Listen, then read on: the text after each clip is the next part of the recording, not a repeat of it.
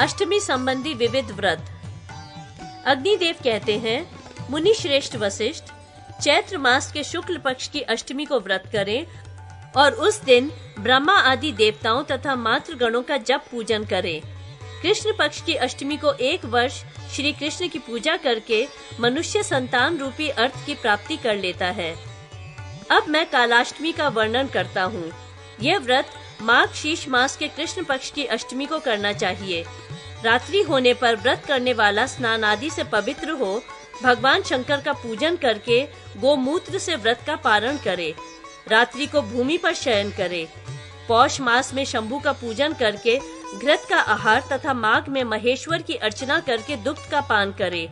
फागुन में महादेव की पूजा करके अच्छी प्रकार उपवास करने के बाद तिल का भोजन करे। चैत्र में स्थाणु का पूजन करके जौ का भोजन करे। वैशाख में शिव की पूजा करे और कुश जल से पारण करे। ज्येष्ठ में पशुपति का पूजन करके श्रृंग जल, झरने का जल का पान करें। आषाढ़ में उग्र की अर्चना करके गौमय का भक्षण और श्रावण में शर्व का पूजन करके मंदार के पुष्प का भक्षण करें। भाद्रपद में रात्रि के समय त्र्यंबक का पूजन करके बिल्व पत्र का भक्षण करें। आश्विन में ईश की अर्चना करके चावल और कार्तिक में रुद्र का पूजन करके दधि का भोजन करें। वर्ष की समाप्ति होने पर होम करें और सर्वतो लिंगतो भद्र का निर्माण करके उसमें भगवान शंकर का पूजन करें। तदंतर आचार्य को गौ, वस्त्र और सुवर्ण का दान करें। अन्य ब्राह्मणों को भी उन्हीं वस्तुओं का दान करें। ब्राह्मणों को आमंत्रित करके भोजन कराकर मनुष्य भोग और मोक्ष प्राप्त कर लेता है। प्रत्येक मास के दोनों पक्षों की अष्टमी तिथियों को रात्रि में भोजन करें और वर्ष के पूर्ण होने पर गोदान करें। इससे मनुष्य इंद्र पद को प्राप्त कर लेता है। यह स्वर्गति व्रत कहा जाता है। कृष्ण अथवा शुक्ल किसी भी पक्ष में अष्टमी को बुधवार का योग हो उस दिन व्रत रखें और एक समय भोजन करें। जो मनुष्य अष्टमी का व्रत करते हैं उनके घर में कभी संपत्ति का अभाव नहीं होता। 2 अंगुलियां छोड़कर 8 मुट्ठी चावल लें और उसका भात बनाकर कुश युक्त आम्र पत्र के दोने में रखें। कुलाम्बिका सहित बुध का पूजन करना चाहिए और बुधाष्टमी व्रत की कथा सुनकर भोजन करें। तदंतर ब्राह्मण को ककड़ी और चावल सहित यथाशक्ति दक्षिणा दें। बुधाष्टमी व्रत की कथा निम्नलिखित है। धीर नामक एक ब्राह्मण था। उसकी पत्नी का नाम था रंभा और पुत्र का नाम कौशिक था। उसके एक पुत्री भी थी जिसका नाम विजया था। उस ब्राह्मण के धनत नाम का एक बैल था। कौशिक उस बैल को ग्वालों के साथ चराने को ले गया। कौशिक गंगा में स्नान आदि कर्म करने लगा। उस समय चोर बैल को चुरा कर ले गए। कौशिक जब नदी से नहाकर निकला तब बैल को वहां ना पाकर अपनी बहन विजया के साथ उसकी खोज में चल पड़ा। उसने एक सरोवर में देवलोक की स्त्रियों का समूह देखा और उनसे भोजन मांगा। इस पर उन स्त्रियों ने कहा, आप आज हमारे अतिथि हुए हैं, इसलिए व्रत करके भोजन कीजिए। तदंतर कौशिक ने बुधाष्टमी का व्रत करके भोजन किया। उधर धीर वन रक्षक के पास पहुंचा और अपना बैल लेकर विजया के साथ लौट आया। धीर ब्राह्मण ने यथा समय विजया का विवाह कर दिया और स्वयं मृत्यु के पश्चात यमलोक को प्राप्त हुआ। परंतु कौशिक व्रत के प्रभाव से अयोध्या का राजा हुआ। विजया अपने माता पिता को नरक की यातना भोगते देख यमराज के शरणापन्न हुई। कौशिक जब मृगया के उद्देश्य से वन में आया तब उसने पूछा, मेरे माता पिता नरक से मुक्त कैसे हो सकते हैं? उस समय यमराज ने वहां प्रकट होकर कहा, बुधाष्टमी के 2 व्रतों के फल से। तब कौशिक ने अपने माता पिता के उद्देश्य से 2 बुधाष्टमी व्रतों का फल दिया। इससे उसके माता पिता स्वर्ग में चले गए। तदंतर विजया ने भी हर्षित होकर भोग मोक्षादि की सिद्धि के लिए इस व्रत का अनुष्ठान किया। वशिष्ठ, चैत्र मास के शुक्ल पक्ष की अष्टमी को जब पुनर्वसु नक्षत्र का योग हो उस समय जो मनुष्य अशोक पुष्प की 8 कलिकाओं का रस पान करते हैं वे कभी शोक को प्राप्त नहीं होते। कलिकाओं का रसपान निम्नलिखित मंत्र से करना चाहिए। त्वाम अशोक हराभीष्टम मधुमास समुद्भव पिबामी शोक संतप्तो माम शोकम सदा कुरु। चैत्र मास में विकसित होने वाले अशोक, तुम भगवान शंकर के प्रिय हो। मैं शोक से संतप्त होकर तुम्हारी कलिकाओं का पान करता हूँ। अपनी ही तरह मुझे भी सदा के लिए शोक रहित कर दो। चैत्रादि मासों की अष्टमी को मातृगण की पूजा करने वाला मनुष्य शत्रुओं पर विजय प्राप्त कर लेता है। नवमी तिथि के व्रत। अग्निदेव कहते हैं, वशिष्ठ, अब मैं भोग और मोक्ष आदि की सिद्धि प्रदान करने वाले नवमी संबंधी व्रतों का वर्णन करता हूँ। आश्विन के शुक्ल पक्ष में गौरी नवमी का व्रत करके देवी का पूजन करना चाहिए। इस नवमी को पिष्टका नवमी होती है। उसका व्रत करने वाले मनुष्य को देवी का पूजन करके पिष्टान का भोजन करना चाहिए।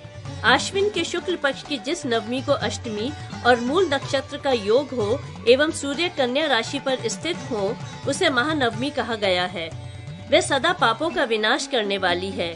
इस दिन नव दुर्गाओं को 9 स्थानों में अथवा एक स्थान में स्थित करके उनका पूजन करना चाहिए। मध्य में अष्टादश भुजा महालक्ष्मी एवं दोनों पार्श्व भागों में शेष दुर्गाओं का पूजन करना चाहिए। अंजन और डमरू के साथ निम्नलिखित क्रम से नव दुर्गाओं की स्थापना करनी चाहिए।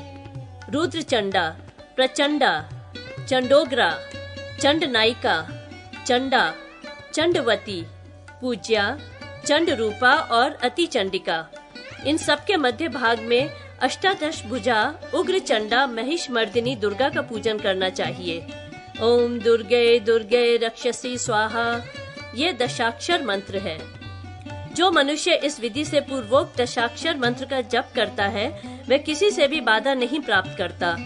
भगवती दुर्गा अपने वाम करों में कपाल, खेटक, घंटा, दर्पण, तर्जनी मुद्रा, धनुष, ध्वजा, डमरू और पाश एवं दक्षिण करों में शक्ति, मुद्गर, त्रिशूल, वज्र, खड्ग, भाला, अंकुश, चक्र तथा शलाका लिए हुए हैं। उनके इन आयुधों की भी अर्चना करें।